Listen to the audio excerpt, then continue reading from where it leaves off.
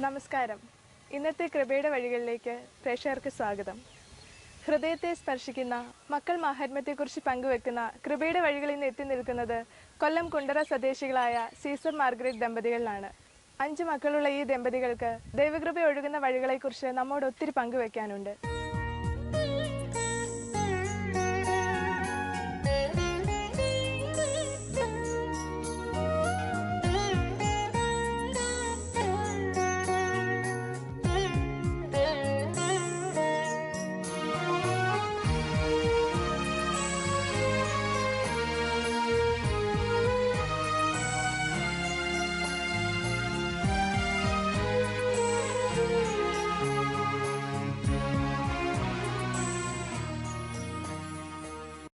നമസ്കാരം ചേട്ടാ, കൃപയുടെ വഴികളിലേക്ക് സ്വാഗതം. ചേട്ടൻ്റെ ഫാമിലി ഒന്ന് പരിചയപ്പെടുത്താവോ? എൻ്റെ പേര് സീസർ, കൊല്ലം ജില്ലയിൽ കുണ്ട്ര ആണ്. എൻ്റെ ഭാര്യ മാർഗരറ്റ്. ഞങ്ങൾക്ക് 5 മക്കൾ. മൂത്ത മോൻ സിജു സീസർ, രണ്ടാമത്തവൻ ഇമ്മാനുവേൽ, മൂന്നാമത്തെ ഫിലിപ്പിനേരി, നാലാമത്തത് സീത്ത, 5-മത്തത് മോനിക്ക. ഞങ്ങളുടെ വിവാഹം 1990-ലായിരുന്നു. നിരീശ്വരവാദിയായ സീസറിൽ നിന്നും ഇന്നത്തെ സീസറിൽ എത്തിയതിനെ കുറിച്ചൊന്ന് പങ്കുവെക്കാവോ? എൻ്റെ ഭാര്യ നിസ്സാരമായ ഒരു കാര്യത്തിന് ആത്മഹത്യക്ക് ശ്രമിച്ചു. തിരുവനന്തപുരം മെഡിക്കൽ കോളേജിൽ അവളുടെ ജീവൻ തിരിച്ച് കിട്ടിയെങ്കിലും അന്നനാളം ചുരുങ്ങിപ്പോയി. ആഹാരം കഴിക്കാൻ പറ്റാത്ത ഒരവസ്ഥ അവൾക്ക് കൈവന്നു. ഒരു മേജർ ഓപ്പറേഷനിലൂടെ അന്നനാളം എടുത്തു മാറ്റുകയും കൃത്രിമമായ അന്നനാളം വെച്ച് പിടിപ്പിക്കുകയും ചെയ്യണമെന്ന് അവിടുത്തെ ഡോക്ടർമാർ നിർദ്ദേശിച്ചു. ഞങ്ങൾക്കൊരു സമയവും തന്നു. ഈ അവസരത്തിൽ ഭാര്യ ഗർഭിണിയായിരുന്നു. ഗർഭിണിയായ ഭാര്യ ഇവൾ കഴിച്ച ആ വിഷവും അതിനെതിരെ കഴിച്ച മരുന്നിനും ഒക്കെ കുട്ടി ഉള്ളിൽ കിടന്നു മരിച്ചുപോയി. അത് അബോർഷൻ നടത്തി.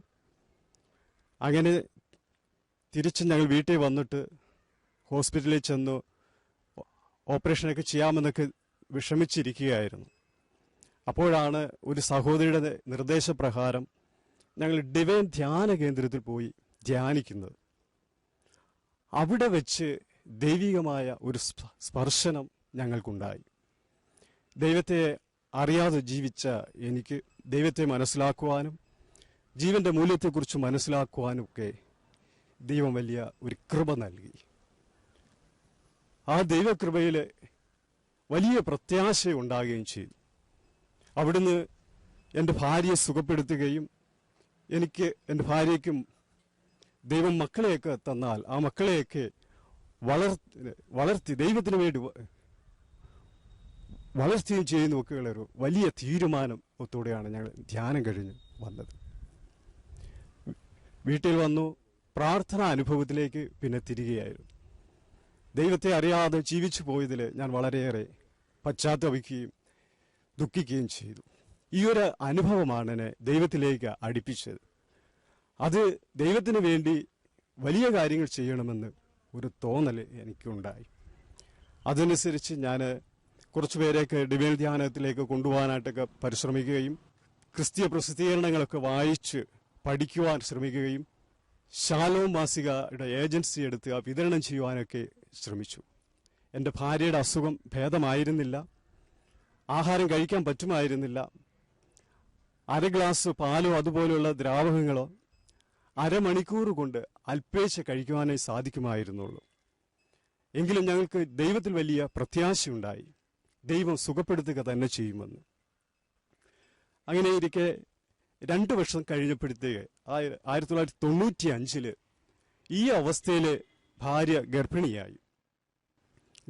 ഞങ്ങളൊരു ഡോക്ടറെ കണ്ടപ്പോൾ ഡോക്ടർ പറഞ്ഞു, ആരോഗ്യമില്ലാത്ത ഈ കുട്ടിക്ക് കുഞ്ഞിനെയും അമ്മയും നഷ്ടപ്പെടും, അതുകൊണ്ട് അബോർഷൻ ചെയ്യണമെന്ന് പറഞ്ഞു. ഞങ്ങൾ പറഞ്ഞു, നമുക്കിപ്പം ഒന്നും അഭിപ്രായം പറയണ്ട, നമുക്ക് പ്രാർത്ഥിക്കാം. അങ്ങനെ ഞങ്ങൾക്ക് പ്രേരണ കിട്ടിയത് ഡിവൈനിൽ പോയി ധ്യാനം കൂടാനാണ്. വീണ്ടും ഞങ്ങൾ ധ്യാനത്തിൽ അവിടുത്തെ കൊച്ചുമാത്തി അച്ഛൻ വിളിച്ചു പറഞ്ഞു, ഇതാ അമ്മയുടെ ഉദരത്തിലായിരിക്കുന്ന ഒരു കുട്ടിക്ക്, ആരോഗ്യമില്ലാത്ത കുട്ടിക്ക് കർത്താവ് സൗഖ്യം കൊടുത്ത് വളർത്തുന്നു. ഞങ്ങളത് പൂർണ്ണമായി വിശ്വസിച്ചുകൊണ്ട് ഞങ്ങളുടെ വീട്ടിലേക്ക് വരികയും എല്ലായ്പ്പോഴും ദൈവത്തെ സ്തുതിച്ചുകൊണ്ടും മഹത്വപ്പെടുത്തിക്കൊണ്ടും പ്രാർത്ഥനയിലുമൊക്കെ ഞങ്ങൾ മുന്നോട്ട് പോയി. മറ്റൊരു ഡോക്ടറെ കണ്ടപ്പോൾ ഡോക്ടർ പറഞ്ഞു, നിങ്ങൾക്ക് വിശ്വാസമുണ്ടെങ്കിൽ ആ കുട്ടിയെ നമുക്ക് മുന്നോട്ട് കൊണ്ടുപോകാം എന്ന് പറഞ്ഞു.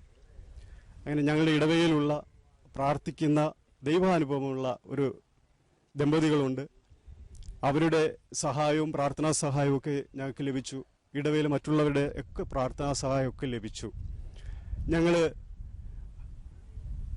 1996 ഏപ്രിൽ മാസം 7-ാം തീയതി ആയപ്പോൾ ഈ മകൻ പൂർണ്ണ ആരോഗ്യത്തോടെ ഈ മകനെ കർത്താവ് ഞങ്ങൾക്ക് നൽകുകയായിരുന്നു.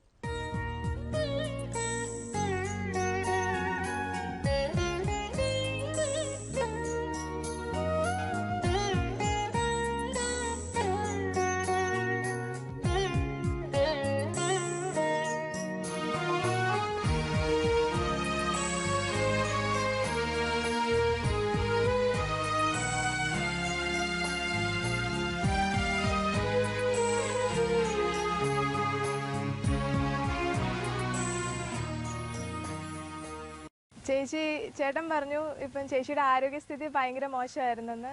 ഇന്ന് പലപ്പോഴും അബോർഷന് പലരും കാരണമാക്കുന്നത് അമ്മയുടെ ആരോഗ്യാവസ്ഥയാണ്. അപ്പോൾ കുട്ടിയുണ്ടായ പ്രഗ്നൻ്റ് ആയിരുന്ന സമയത്ത് ചേച്ചിക്ക് അതിനെക്കുറിച്ച് എന്തെങ്കിലും ആകുലത ഉണ്ടായിരുന്നോ? എനിക്ക് 2 മാസം ഗർഭിണിയായി. ഡോക്ടറെ പോയി കണ്ടപ്പോൾ പറഞ്ഞ് അബോർഷൻ ആക്കണമെന്ന് പറഞ്ഞു. എനിക്ക് ജീവൻ്റെ മൂല്യത്തെക്കുറിച്ച് അന്നാണ് മനസ്സിലായത്. അന്നേരം ഇനി ഞാനത് നശിപ്പിച്ച് കളയത്തില്ല, ദൈവത്തിനാണ് ജീവൻ്റെ അധികാരം എന്ന് ഞാൻ ഉറച്ച് വിശ്വസിച്ചുകൊണ്ട് ദൈവത്തിൻ്റെ വചനമൊക്കെ വായിച്ച് ഡിവൈൻ ധ്യാന കേന്ദ്രത്തിൽ പോയി. അച്ഛനിങ്ങനെ പറഞ്ഞ് 2 മാസം ഗർഭമുള്ള ഒരു സ്ത്രീയെ കർത്താവ് സ്പർശിക്കുന്നു, അത് അബോർഷന് പോകണ്ട, ആ തടസ്സം കർത്താവ് എടുത്ത് മാറ്റുന്നെന്ന് പറഞ്ഞു. എനിക്കൊത്തിരി സന്തോഷമായി. ഞാൻ മുന്നോട്ട് വന്നു. വീട്ടിൽ വന്ന് അന്ന് തൊട്ട് ദൈവവചനം മാത്രം വായിച്ച് 1/2 ഗ്ലാസ് വെള്ളം ഒരു അരമണിക്കൂർ കൊണ്ടൊക്കെ ഞാൻ കുടിച്ച് തീരത്തുള്ളൂ. അങ്ങനെ കഴിച്ചുകൊണ്ടിരുന്നെങ്കിലും അന്നേരം എനിക്ക് ബൈബിൾ വായിച്ചപ്പോഴും ഒത്തിരി വചനങ്ങൾ സ്പർശിച്ച്. മത്തായി 4:4 പറയുന്നു, മനുഷ്യന് അപ്പം കൊണ്ട് മാത്രമല്ല ജീവിക്കുന്നത്, ദൈവത്തിൻ്റെ നാവിൽ നിന്നും പുറപ്പെടുന്ന ഓരോ വാക്കുകൊണ്ടുമാണ്. ഞാൻ അതൊക്കെ വായിച്ച് വെള്ളം കുടിക്കുന്നതിലുപരിയായി ആ വചനം ധ്യാനിച്ച്. പിന്നെ ഞാൻ 16:12 പറയുന്നു, മരുന്നോ ലേപനോ ഔഷധമോ അല്ല നിന്നെ സുഖപ്പെടുത്തുന്ന അവിടുത്തെ വചനമാണെന്ന്. ഞാൻ അതിലൊത്തിരി വിശ്വസിച്ച് അങ്ങനെ ഞാൻ ഓരോ ദിവസവും അന്നേരം ഇങ്ങനെ പ്രാർത്ഥിച്ചുകൊണ്ടിരുന്നു. അടുത്തുള്ള അംബ്രോസ് ഫാദർ എന്ന് പറയും ഒരു കുടുംബമുണ്ട്, ദമ്പതികൾ, അവർക്ക് മക്കളില്ല. അംബ്രോസ് ഫാദറും ലീല ടീച്ചറും പറഞ്ഞ് വയറ്റിൽ കൈ വെച്ചുകൊണ്ട് എന്നും പ്രാർത്ഥിക്കണം, ഈ കുഞ്ഞിനെ പ്രസവിക്കുമ്പോൾ ഞങ്ങളാണ് തല തൊടുന്നത്, ധൈര്യമായിട്ടിരിക്കുക എന്നൊക്കെ പറഞ്ഞ് അവരുടെ അടുത്ത് പോയി പ്രാർത്ഥിക്കും. അവരൊത്തിരി എൻ്റെ ഇടവകയിൽ ഒത്തിരി മക്കൾ എനിക്ക് വേണ്ടി അന്ന് പ്രാർത്ഥിക്കും. ഞാനങ്ങനെ ആ ശക്തിപ്പെട്ട് മുന്നോട്ട് പോയി. ഒരു 96 ഏപ്രിൽ 28 എനിക്ക് ഡേറ്റ് പറഞ്ഞത്. ഏപ്രിൽ 7-ാം തീയതി ഈസ്റ്ററാണ്. അന്ന് ഞങ്ങൾ 6-ാം തീയതി ഇരുന്ന് പ്രാർത്ഥിച്ച് ഞങ്ങൾ രണ്ടുപേരും. ഇന്ന് പ്രസവിക്കുന്ന എല്ലാ കുഞ്ഞുങ്ങളും എന്ത് ഭാഗ്യമുള്ള കുഞ്ഞുങ്ങളാണ്. അങ്ങനെ എല്ലാ കുഞ്ഞുങ്ങൾക്ക് വേണ്ടി ഒരു ജപമാല ഞങ്ങൾ പ്രാർത്ഥിക്കുമ്പോൾ ഒരു രഹസ്യം അവർക്ക് വേണ്ടി പ്രാർത്ഥിച്ച്. പ്രാർത്ഥന കഴിഞ്ഞപ്പോൾ എനിക്ക് ഈ അസുഖം തുടങ്ങി. 6-ാം തീയതി ആയപ്പോൾ 28 ഡേറ്റ് പറഞ്ഞിരിക്കുന്നത്. അങ്ങനെ ഞങ്ങൾ പിന്നെ ഹോസ്പിറ്റലിൽ ചെന്ന് വെളുപ്പിനെ 3:55 ആ മകനെ പ്രസവിച്ച്. അത്ഭുതകരമായിട്ട് ഡോക്ടറിന് ഭയങ്കര അത്ഭുതമായി പോയി. വെയിറ്റ് 3 കിലോ. അന്നേരം ഭക്ഷണം പോലും കഴിക്കത്തില്ല, ദ്രാവരൂപത്തിൽ കഴിക്കുന്നതാണ്. അന്നേരം ആ ഡോക്ടർ പറഞ്ഞ് ജപമാലയാണ് എപ്പോഴും കയ്യിലിരിക്കുന്നത്, നേഴ്സുമാരെ എല്ലാവരെയും വിളിച്ചുകൊണ്ട് വന്ന് പറഞ്ഞ് ഭക്ഷണം കഴിക്കാത്ത ഒരു കുട്ടി പ്രസവിച്ച് 3 കിലോ, അത്ഭുത ശിശു എന്ന് പറഞ്ഞ് ആ മകന് അംബ്രോസ് ഫാദറും ലീല ടീച്ചറും കൂടെ തല തൊട്ട് ഇമ്മാനുവേൽ എന്ന് ആ കുട്ടിക്ക് പേരിട്ട്. എന്നിട്ട് ഞാൻ ആ ഇടയ്ക്കൊക്കെ എപ്പോഴും പ്രാർത്ഥിക്കും, ദൈവത്തെ സ്നേഹിക്കുന്നവർക്ക് അവിടുത്തെ പദ്ധതി അനുസരിച്ച് വിളിക്കപ്പെട്ടവർക്ക് ദൈവം എല്ലാം നന്മയാക്കി തീർക്കും. ആ ഒരു ചിന്തയിൽ ഞാൻ വളർന്ന്. എന്നെ പലപ്പോഴും ആൾക്കാർ പറഞ്ഞിട്ടുണ്ട്, ഭക്ഷണം കഴിക്കാത്ത ഈ കുട്ടിക്ക് അംഗവൈകല്യം ഉണ്ടാകും, നീ എന്തിന് അബോർഷനാക്കണം, നിന്ദിക്കുകയൊക്കെ ചെയ്തെങ്കിലും ഞാൻ ദൈവത്തിൽ അടിയുറച്ച് വിശ്വസിച്ച്. എനിക്ക് ആരുടെയും വാക്ക് ഞാൻ കേട്ടില്ല. ആകാശവും ഭൂമിയും കടന്നു പോയാലും ദൈവത്തിൻ്റെ വചനം കടന്നു പോകത്തില്ല. അസത്യമാണെന്ന് വിശ്വസിച്ച് ഞാൻ ആ കുഞ്ഞിന് ജന്മം നൽകി. ആ കുഞ്ഞ് അങ്ങനെയാണ്. ആ മകനിലൂടെ എനിക്ക് ഒത്തിരി വിശ്വാസം. ദൈവത്തിൻ്റെ വചനം പഠിച്ച് ഭക്ഷണത്തിന് പകരം ആ വചനമാണ് എൻ്റെ ഉള്ളിലേക്ക് ഇറക്കിയത്.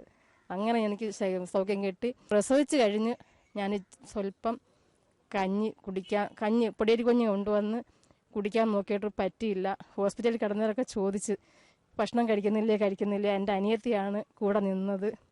അവൾക്ക് വിഷമം, ഭക്ഷണം വാങ്ങിക്കുന്നില്ല. ഞാൻ പറഞ്ഞു വേണ്ട, ഞങ്ങളാരും കഴിക്കത്തില്ലല്ലോ.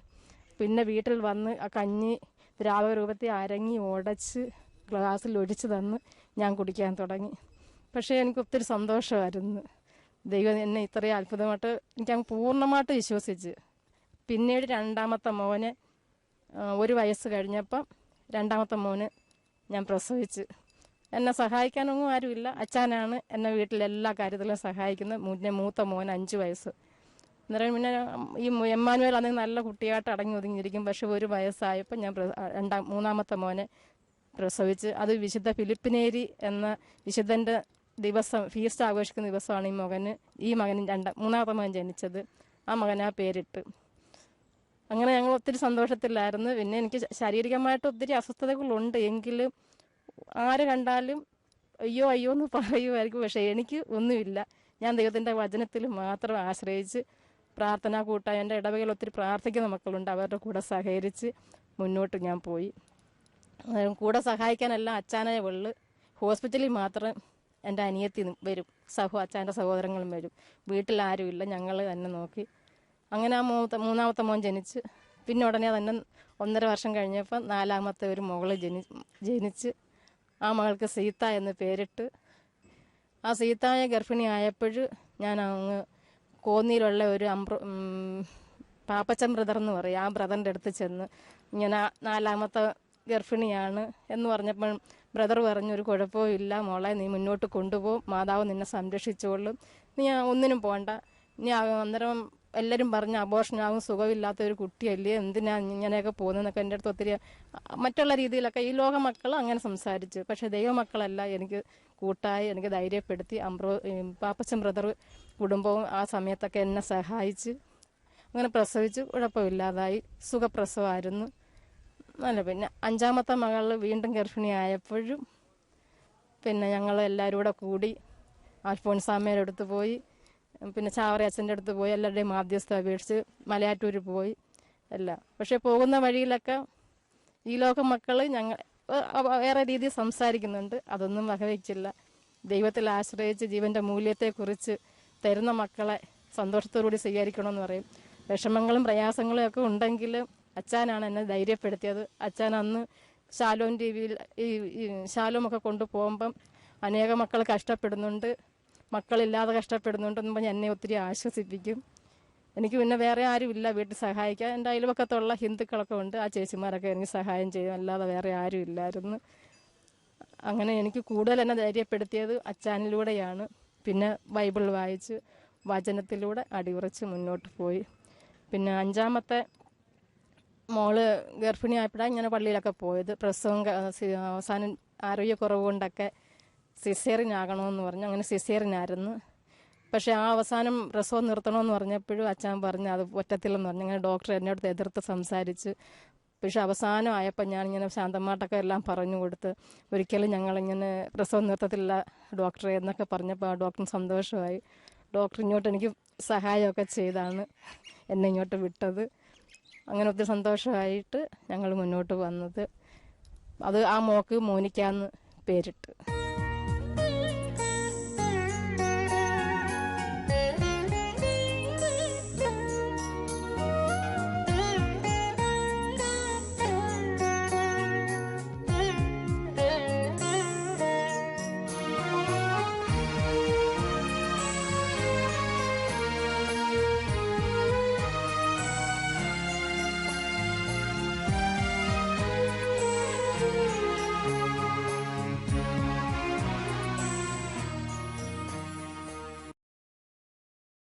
അഞ്ചു മക്കളും ദൈവവിളിയുടെ പാത തിരഞ്ഞെടുക്കാനാണ് ആഗ്രഹിക്കുന്നതെന്ന് അറിഞ്ഞു. അതിൽ മാതാപിതാക്കൾ എന്ന നിലയിൽ സന്തോഷമാണോ അതോ എന്തെങ്കിലും ആകുലതയുണ്ടോ? പൂർണ്ണമായും ഞങ്ങൾക്ക് സന്തോഷമാണ്. കാരണം ദൈവത്തെ അറിയാതെ ജീവിച്ച എനിക്ക് ദൈവത്തെ അറിഞ്ഞു കഴിഞ്ഞപ്പോൾ ദൈവത്തെ എങ്ങനെ സ്നേഹിക്കണം, എത്ര ആഴമായി സ്നേഹിക്കണമെന്നാണ് ഞാൻ ചിന്തിക്കുക. എൻ്റെ മക്കളെ ദൈവത്തിന് കൊടുത്തുകൊണ്ട് ദൈവമഹത്വത്തിനായി അവർ വളരട്ടെ എന്ന് ഞാൻ ആഗ്രഹിക്കുന്നു. സഭയെ ഞാൻ അത്രയധികം സ്നേഹിക്കുന്നു. ദൈവം ഇത്രയധികം നമ്മെ സ്നേഹിക്കുകയും നമ്മെ വീണ്ടെടുക്കുകയും ചെയ്ത ദൈവത്തോടുള്ള പ്രതിസ്നേഹം നമ്മൾ എങ്ങനെയാണ് പ്രകടിപ്പിക്കാതിരിക്കുക? സ്വന്തം ജീവൻ ബലികഴിക്കുന്നതിനേക്കാൾ വലിയ സ്നേഹമില്ലെന്ന് അരുളി ചെയ്ത അവിടുന്ന് നമുക്ക് വേണ്ടി മരിച്ചു. നമ്മൾ അവിടുത്തോടുള്ള ഒരു പ്രത്യുപകാരമാണ് എൻ്റെ മക്കളെ ദൈവവേലയ്ക്ക് അവർ ഏത് അന്തസ്സിലാണെങ്കിലും ദൈവത്തെ മഹത്വപ്പെടുത്തിക്കൊണ്ട് ജീവിക്കണമെന്നാണ് എൻ്റെ ആഗ്രഹം. എൻ്റെ മൂത്ത മോൻ ഇപ്പോൾ OCD സഭയിലാണ്. അവൻ ഫിലോസഫി സെക്കൻഡ് ഇയർ ആണ്. രണ്ടാമത്തെ മകൻ ഇപ്പോൾ വീട്ടിലുണ്ട്. മൂന്നാമത്തെ മകൻ ഓക്കാം സഭയിൽ ആദ്യ വർഷമാണ്. ഇളയ പെൺകുട്ടികൾ അവർ 9ലും 8ലും പഠിക്കുന്നു. പക്ഷെ അവരുടെ മനസ്സിലും അവർ സിസ്റ്റേഴ്സ് ആകാനാണ്. ഞങ്ങളുടെ ആഗ്രഹവും അത് തന്നെയാണ്. ദൈവം തന്ന മക്കളെ ദൈവത്തിന് തന്നെ കൊടുക്കുവാനായിട്ട് വലിയ സന്തോഷമുണ്ട്.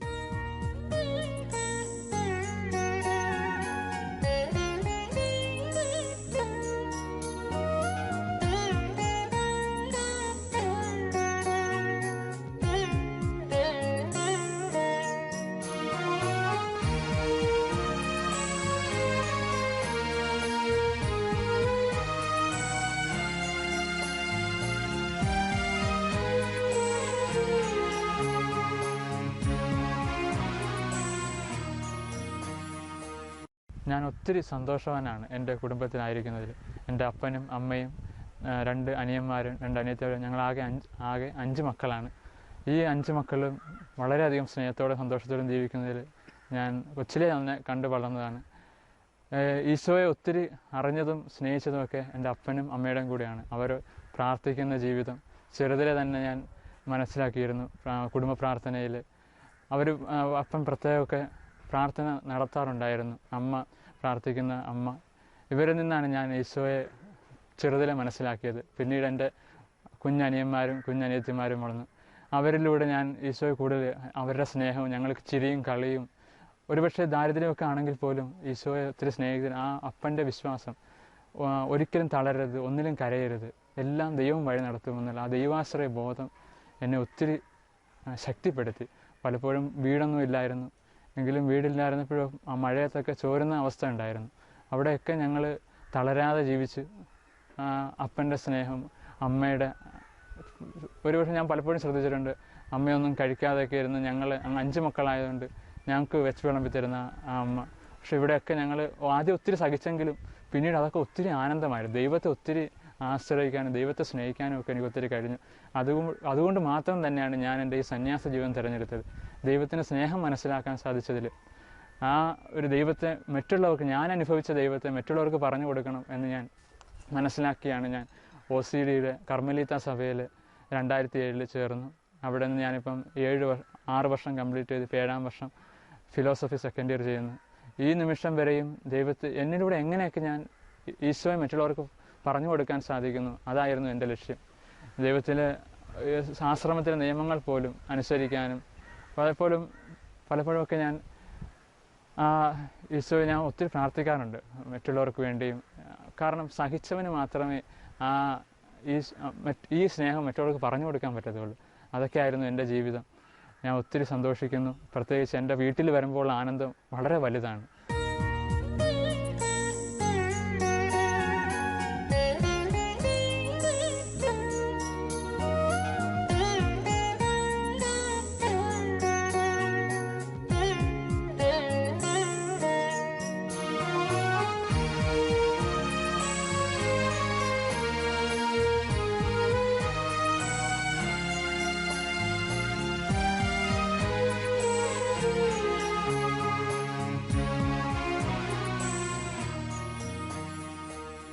അഞ്ചു മക്കളും സഭയ്ക്ക് അനുഗ്രഹമായി മാറിയപ്പോൾ ഒരു മകനെങ്കിലും വാർദ്ധക്യത്തിൽ താങ്ങാകണമെന്ന് ആഗ്രഹിക്കാത്ത മാതാപിതാക്കളില്ല. നിങ്ങൾക്ക് അത്തരം എന്തെങ്കിലും ഉത്കണ്ഠ ഉണ്ടായിരുന്നോ? ഞങ്ങൾക്ക് ഉത്കണ്ഠയൊന്നുമില്ല. ദൈവം തന്ന മക്കളെ ദൈവത്തിന് തന്നെ ദൈവവേലയ്ക്ക് സമർപ്പിക്കുന്നതിലും അതിയായ സന്തോഷമുണ്ട്. ദൈവപരിപാലനയിൽ ഞങ്ങൾ വിശ്വസിക്കുന്നു. ദൈവം ഞങ്ങളെ പരിപാലിച്ചുകൊള്ളും. ദൈവരാജ്യമെന്നാൽ തീനും കുടിയുമല്ല, പ്രസ്തുത നീതിയും സമാധാനവും പരിശുദ്ധാത്മാവിലുള്ള ആനന്ദവുമാണ്. അപ്പോൾ ആ ആനന്ദത്തിലാണ് ഞങ്ങൾ മക്കളെ ഒരു ക്രിസ്ത്യാനിയായി ജനിക്കുക തന്നെ ഒരു ഭാഗ്യമാണ്. അതിൽ ശ്രേഷ്ഠമാണ് പൗരോഹിത്യമോ സന്യസ്ത വിളിയൊക്കെ. അങ്ങനെയൊക്കെയുള്ള ആ ഒരു വിളി ലഭിച്ചാൽ എത്ര മഹനീയമായ ആ പദവി, അത് ഞങ്ങൾ വളരെ സന്തോഷത്തിലാണ്. അപ്പം ദൈവം ഞങ്ങളെ പരിപാലിച്ചു കൊള്ളുമെന്നുള്ള അതിയായ വിശ്വാസം ഞങ്ങൾക്കുണ്ട്. അതുകൊണ്ട് മക്കളെ ആ ദൈവവിളിക്ക് തന്നെ പൂർണ്ണമായി ഞങ്ങൾ സമർപ്പിക്കുന്നു. പിന്നെ ദൈവത്തിൻ്റെ ഇഷ്ടം അവിടെ നിറവേറട്ടെ പൂർണ്ണമായി ഞങ്ങൾ പ്രാർത്ഥിക്കുന്നു. അവരുടെ ആഗ്രഹവും അതാണ്. എല്ലാ മാതാപിതാക്കളും മക്കൾ നന്മയിൽ വരുവാനായിട്ട് തീക്ഷ്ണമായി പ്രാർത്ഥിക്കുകയും അവർക്ക് വേണ്ടി എപ്പോഴും നല്ല ഉപദേശങ്ങൾ കൊടുക്കണമെന്നൊക്കെയാണ് എൻ്റെ ആഗ്രഹം. കാരണം മഹാനായ വിശുദ്ധ ഗ്രെഗറി മാർപ്പാപ്പ പറഞ്ഞിരിക്കുന്നത്, മക്കൾക്ക് നിങ്ങൾ നല്ല ഉപദേശവും മാതൃകയുമാണ് കൊടുക്കുന്നതെങ്കിൽ അത് പാല് കൊടുക്കുന്നത് പോലെയാണ്. നിങ്ങൾ തെറ്റായ ഉപദേശവും തെറ്റായ രീതിയാണ് നിങ്ങൾ കാണിക്കുന്നതെങ്കിൽ അത് വിഷം കൊടുക്കുന്നത് പോലെയാണ്. മഹാനായ വിശുദ്ധ അഗസ്റ്റീൻ, വേദപാരംഗതനും സഭാപിതാവുമായ മഹാപണ്ഡിതനെന്ന് സഭ വിശേഷിപ്പിക്കുന്ന വിശുദ്ധ അഗസ്റ്റീൻ പറഞ്ഞത് ഇപ്രകാരമാണ്: എൻ്റെ അമ്മയ്ക്ക് എന്നോട് ഉണ്ടായിരുന്ന സ്നേഹം എത്രയെന്ന് വർണ്ണിക്കാൻ വയ്യ. അവളുടെ വാക്കുകളും നോട്ടവും വഴി അവൾ എൻ്റെ ഹൃദയത്തെ, ഞങ്ങളെ ദൈവത്തിലേക്ക് ഉയർത്തി. ഓ എൻ്റെ ദൈവമേ, ഇന്ന് ഞാൻ അങ്ങയുടെ ഒരു ശിശുവാണെങ്കിൽ അത് അങ്ങ് എനിക്ക് ഇത്ര നല്ലൊരു അമ്മയെ നൽകിയത് കൊണ്ടാണ്. വിശുദ്ധ ജോൺ മരിയ വിയാനി പറഞ്ഞു, ഒരു യഥാർത്ഥ ക്രിസ്തീയ കുടുംബത്തിൽ വളരുന്നത് എത്ര ഭാഗ്യം. ഒരു മാതാവിൻ്റെയും പിതാവിൻ്റെയും കടമകൾ മനസാക്ഷിക്കൊത്ത വിധം പ്രവർത്തിക്കുവാൻ അതീവ ശ്രദ്ധ പതിക്കേണ്ടി വരും. പലപ്പോഴും തങ്ങളുടെ കുട്ടികൾ നോക്കിക്കൊണ്ടിരിക്കുന്ന ഒരു കണ്ണാടിയാണ് മാതാപിതാക്കൾ. ദൈവത്തിനും മനുഷ്യർക്കും സംപ്രീതനായ ഒരു കുട്ടിയുടെ മാതാവോ പിതാവോ ആണ് താനെന്ന് പറയാൻ കഴിയുന്നുവെങ്കിൽ എന്തൊരു ഭാഗ്യമാണ്. വിശുദ്ധ അമ്മ ത്രേസ്യ പറഞ്ഞു, മാതാപിതാക്കൾ മക്കൾക്ക് സുഹൃതത്തിൽ ഉറച്ചു നിൽക്കാനായി ശിക്ഷണം നൽകുകയാണെങ്കിൽ ക്രൈസ്തവ ലോകം സ്വർഗമായി മാറുമെന്ന്.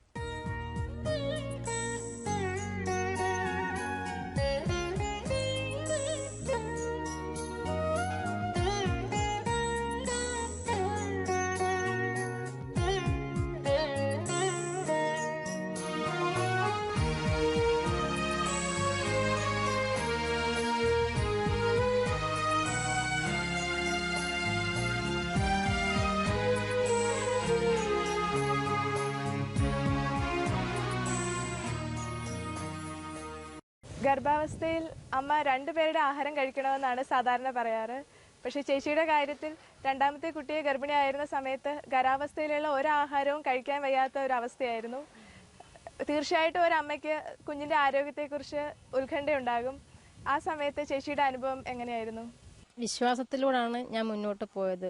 ഹെബ്രായർ 11:1 പറയുന്നു, പ്രത്യാശിക്കുന്ന ലഭിക്കുമെന്ന് ഉറപ്പും കാണപ്പെടാത്തവ ഉണ്ടു എന്ന ബോധ്യത്തിലൂടെയാണ് ഞാൻ പോയത്. എനിക്ക് നല്ല വിശ്വാസം ഉണ്ടായിരുന്നു. എനിക്ക് ഈ കുഞ്ഞിനെ തന്നിട്ടുണ്ടെങ്കിൽ കർത്താവ് വഴി നടത്തട്ടെ.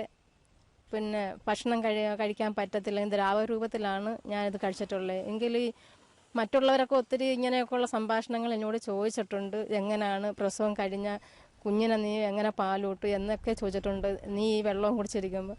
പക്ഷേ എനിക്ക് ദൈവത്തിൽ പൂർണ്ണ വിശ്വാസം. പ്രസവിച്ച് കഴിഞ്ഞാൽ കർത്താവ് എന്നെ വഴി നടത്തും. എനിക്ക് ശക്തിയാണ്. എനിക്ക് ഡോക്ടേഴ്സിൻ്റെ മുമ്പിൽ ചെല്ലുമ്പോൾ ചോദിക്കും, ഭക്ഷണം കഴിച്ചിട്ട് വരുന്ന ഒരു രോഗി വരുന്നതിൽ കാട്ടിയും എന്തൊരു ശക്തിയോടുകൂടിയാണ് ഭക്ഷണം കഴിക്കാത്ത മാർഗ്രറ്റ് ഞങ്ങളുടെ മുമ്പിൽ വരുന്നതെന്നൊക്കെ ഡോക്ടേഴ്സ് ചോദിച്ചിട്ടുണ്ട്. എനിക്ക് നല്ല ശക്തി, എനിക്ക് അത്ര വിശ്വാസം. ഈ ലോകത്ത് എനിക്ക് തോന്നുന്നു യേശുവിനെ കാണുന്നതാണ്, യേശുവിനോട് ചേർന്നിരുന്ന് പ്രാർത്ഥിച്ച് ഒരു കുഞ്ഞുങ്ങളെ വളർത്തുന്നതാണ് ഏറ്റവും നല്ലതെന്ന് എനിക്ക് നല്ല ഉറപ്പായ വിശ്വാസമായി. മക്കളൊക്കെ ആ മകൻ ഏറ്റവും കൂടുതൽ വെയിറ്റ് കൂടിയതും ആ മകനായിരുന്നു, 3 കിലോ. മറ്റേ വേറെ ആർക്കും ഇല്ല. 2,800, 2,700 എല്ലാം അങ്ങനെയായിരുന്നു. എൻ്റെ മൂത്ത മോനും ഭക്ഷണം കഴിച്ച മോനാണ്, നല്ല ഇതായിരുന്നു. ആ മകനും 2,800 ഉള്ളായിരുന്നു. പക്ഷേ ദൈവചിന്തയിലും ആ വചനത്തിൽ അടിയുറച്ച് ആ പ്രത്യാശയോട് കാത്തിരുന്ന് ഇരിക്കുന്നവർക്ക് ദൈവം ഒരിക്കലും ആ നിരാശപ്പെടുത്തത്തില്ലെന്നുള്ള വചനമൊക്കെ എനിക്ക് ഒത്തിരി കിട്ടി. ദൈവത്തെ സ്നേഹിക്കുന്നവർക്ക് അവിടുത്തെ പദ്ധതി അനുസരിച്ച് വിളിക്കപ്പെട്ടവർ ദൈവം എല്ലാം നന്മയാക്കുമെന്നാണല്ലോ കർത്താവ് പറയുന്നത്. അങ്ങനെ ഞാൻ പൂർണ്ണമായിട്ട് ഓരോ കുർബാനയിലും കർത്താവെ എനിക്ക് രക്തം കുറവുണ്ട്, എനിക്ക് ആ സമയത്ത് 4 ഗ്രാം ബ്ലഡേ ഉള്ളായിരുന്നു ശരീരത്ത്, പ്രസവ സമയത്ത് 7 ഗ്രാമേ ഉള്ളായിരുന്നു. ഓരോ കുർബാനയിലും ഞാൻ പ്രാർത്ഥിക്കും, കർത്താവിൻ്റെ തിരുരക്തം എനിക്ക് ഒരു തുള്ളി ഒരു ദിവസം തരണമേ. ഒരു ഗ്ലാസ് വെള്ളം എടുക്കുമ്പോഴും ഞാൻ പ്രാർത്ഥിക്കും, കർത്താവെ നിൻ്റെ ഒരു തുള്ളി രക്തം അതിനകത്ത് വീഴ്ത്തി എനിക്ക് തരണേ എന്ന് കുർബാന സ്വീകരിക്കുമ്പോഴൊക്കെ ഞാൻ പ്രാർത്ഥിച്ചിട്ടുണ്ട്. വലിയ അനുഗ്രഹമായിരുന്നു. ആ കുഞ്ഞാണെങ്കിലും നല്ല ശാന്തശീലയായിരുന്നു, നല്ല പഠിക്കാനും നല്ല ബുദ്ധിയും കഴിവുമുണ്ട്. അംഗവൈകല്യം ഉണ്ടെന്നൊക്കെ പറഞ്ഞെങ്കിൽ ഒരു കുഴപ്പവും വന്നിട്ടില്ല. അവന് നല്ല ബുദ്ധിയും നല്ല കഴിവുമൊക്കെ ഉണ്ട്. അടുത്തുള്ള കുട്ടികൾക്കും എല്ലാം ഒരു കുഴപ്പമില്ല. സ്കൂളിലൊക്കെ ചെല്ലുമ്പോഴും അച്ചടക്കമുള്ള നല്ല കുട്ടികളെന്നാണ് ഈ കുഞ്ഞുങ്ങളെ പറയുന്നത്.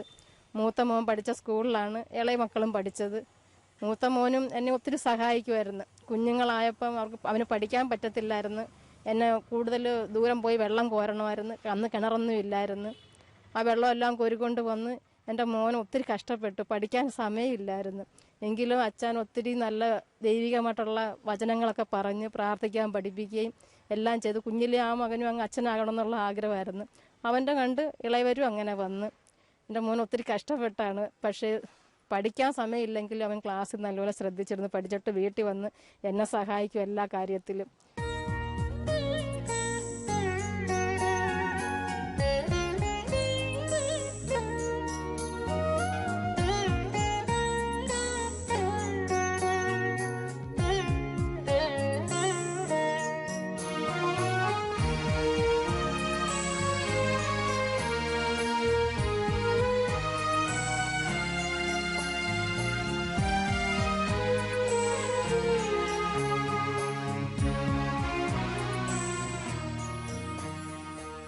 നിങ്ങളുടെ അനുഭവങ്ങൾ കേട്ടപ്പോൾ ദൈവകൃപ ഒരുപാട് ആഴത്തിൽ അടുത്തറിഞ്ഞിട്ടുള്ള കുടുംബമാണെന്ന് മനസ്സിലായി. ദൈവകൃപയെക്കുറിച്ചും ജീവന്റെ മൂല്യത്തെക്കുറിച്ചും നിങ്ങൾക്ക് പ്രേക്ഷകരോട് എന്താണ് പങ്കുവയ്ക്കാനുള്ളത്? ജീവൻ ദൈവത്തിൻ്റെ അമൂല്യമായ മഹാദാനമാണ്. അതിനെ ആർക്കും നശിപ്പിക്കാൻ അധികാരമില്ല. 2-ാം വത്തിക്കാൻ കൗൺസിലിൻ്റെ സഭ ആധുനിക ലോകത്തിൽ എന്ന പ്രമാണരേഖയിൽ പറയുന്നത് മനുഷ്യജീവൻ അതിൻ്റെ ഉത്ഭവത്തിൻ്റെ ആദ്യ ക്ഷണം മുതൽ അതീവ ശ്രദ്ധയോടുകൂടി സംരക്ഷിക്കപ്പെടണം. അതിനാൽ അബോർഷൻ മഹാ അപരാധമാണ്. ജീവനെതിരെ നമ്മൾ എന്ത് ഹനിക്കുന്നു അതെല്ലാം ദൈവസന്നിധിയിൽ വലിയ കുറ്റം തന്നെയാണ്. ജീവനെ നാം സംരക്ഷിക്കാനാണ് നാം പരിശ്രമിക്കേണ്ടത്. നാം ജീവനെ സംരക്ഷിക്കാൻ പരിശ്രമിച്ചാൽ ദൈവം നമ്മുടെ ജീവനെയും സംരക്ഷിക്കും. ഓരോ നിമിഷവും ദൈവസ്നേഹവും ദൈവകൃപയും ആഴത്തിൽ അനുഭവിച്ചറിയുകയും അത് മറ്റുള്ളവരോട് പങ്കുവെക്കുകയും ചെയ്യുന്ന ദമ്പതികളാണ് സീസർ മാർഗരറ്റ് ദമ്പതികളെന്ന് ഈ എപ്പിസോഡ് കണ്ടു കഴിഞ്ഞപ്പോൾ പ്രേക്ഷകർക്ക് മനസ്സിലായി കാണും. ദാനമായി കിട്ടിയ 5 മക്കളും ദൈവവേല ആഗ്രഹിക്കുന്നതിൽ അതിയായി സന്തോഷിക്കുകയും കൂടുതൽ പ്രോത്സാഹിപ്പിക്കുകയും ചെയ്യുന്ന ഈ ദമ്പതികൾ ഓരോ മാതാപിതാക്കൾക്കും മാതൃകയും പ്രചോദനവുമാണ്. ദൈവകൃപയിലൂടെ ഇവർക്ക് ലഭിച്ച സന്തോഷത്തിൽ പങ്കുചേർന്നുകൊണ്ട് ഇന്നത്തെ കൃപയുടെ വഴികൾ ഇവിടെ പൂർണ്ണമാവുന്നു. അടുത്ത ആഴ്ച ദൈവകൃപ ഒഴുകുന്ന വഴികളുമായി നമുക്ക് വീണ്ടും കാണാം. നന്ദി.